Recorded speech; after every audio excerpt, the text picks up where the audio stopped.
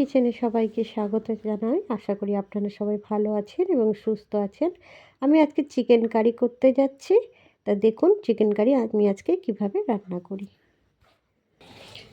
আমি প্রথমে কড়াইয়ে সর্ষের তেল দেব, দিয়ে আলু কটা ভেজে নেব। প্রথমে আলুগুলোকে আমি একটু ভেজে নেব।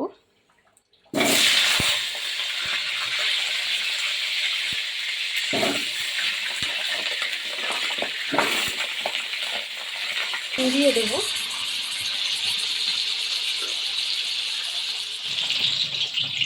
এবার এর মধ্যে দিয়ে দেবো আমি একটু হলুদ গুঁড়ো,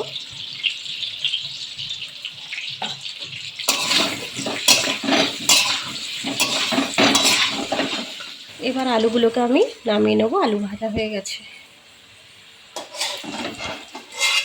আমি একটু হালকা করে ভেজে নেব।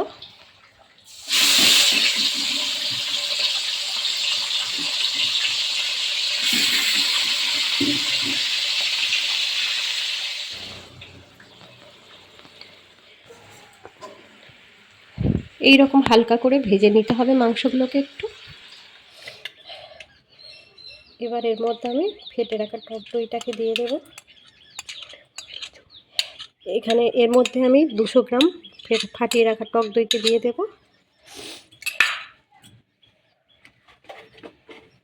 দিয়ে দেবো কাশ্মীরি লঙ্কার গুঁড়ো,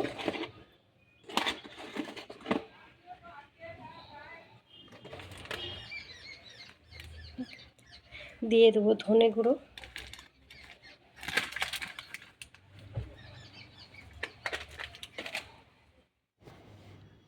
এর মধ্যে দিয়ে দেবো একটু গরম মশলা গুঁড়ো। আর আমি কিন্তু এর মধ্যে একটু নুনও ব্যবহার করেছি, সেটা আমি কিন্তু বলতে ভুলে গেছি। এর মধ্যে নুন দিয়ে দেবেন আপনারা, একটু দিয়ে ভালো করে মাখিয়ে নেবেন।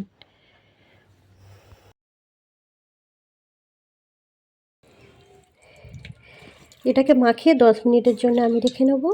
যেহেতু মাংসটাকে একটু ভেজে নিয়েছিলাম, সেহেতু মাংসের মধ্যে কিন্তু আর কাঁচা গন্ধটা মাংসের থাকবে না।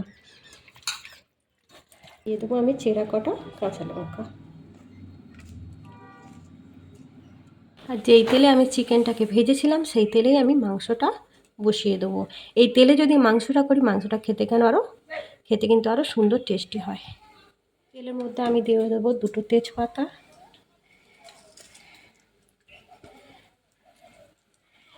এলাচ, দারচিনি, লবঙ্গ,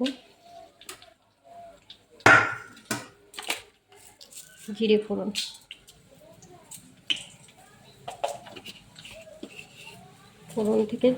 ফোড়নটা যখন সুন্দর একটু ভাজা ভাজা হবে, এর মধ্যে আমি দিয়ে দেবো পেঁয়াজ। এবার এর মধ্যে দিয়ে দেবো আমি পেঁয়াজ কুচি।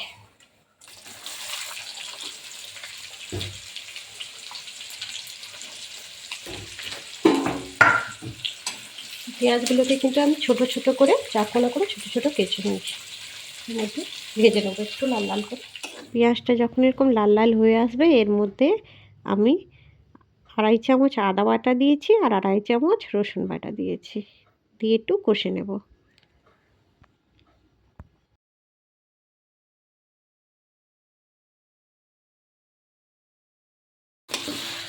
যখন এই কষা থেকে একটা সুন্দর গন্ধ বেরোবে, তখন এর মধ্যে আমি একটু দিয়ে দেবো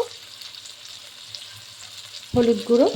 কারণ আমি মাংস মাখাবার সময় কিন্তু একটুও হলুদ গুঁড়ো ব্যবহার করিনি, তাই এর মধ্যে আমি একটু হলুদ গুঁড়ো দিয়ে দেবো। আর হলুদ দেওয়ার পরে কালারটা কত সুন্দর আসছে।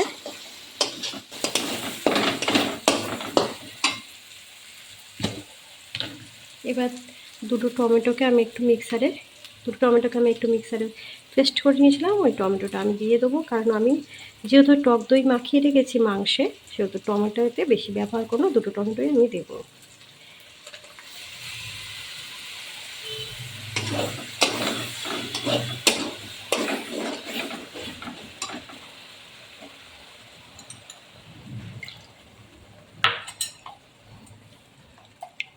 মিক্সার ধোয়া জল আমি একটু দিয়ে দেবো।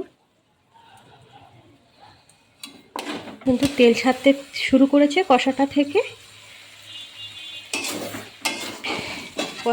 কিন্তু খুব সুন্দর একটা গন্ধ বেরিয়েছে। এবার এর মধ্যে আমি আলুগুলোকে দিয়ে দেবো।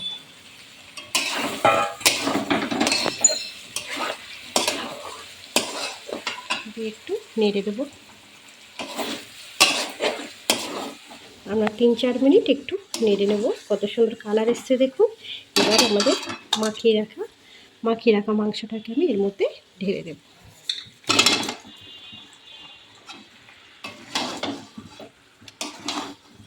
দিয়ে একটু কষে নেব ভালো করে। মাংসটার মধ্যে কিন্তু এখন আমরা কোনো জল ব্যবহার করব না, কারণ মাংসের মধ্যে যে মশলাগুলো আছে সেইগুলো কিন্তু আলুর সঙ্গে মাংসের সঙ্গে মিশবে। আর এটাকে এখন আমরা একটু 8-9 মিনিট চাপা দিয়ে দেবো। দেখুন মাংসের কালারটা কত সুন্দর এসেছে। যেহেতু টক দই এর মধ্যে মাখিয়ে রেখেছিলাম মাংসের সঙ্গে, তাই সেই কারণে কিন্তু মাংসটা অনেকটাই কিন্তু আমার হয়ে গেছে। এবার এর মধ্যে আমি একটু জল দিয়ে দেবো।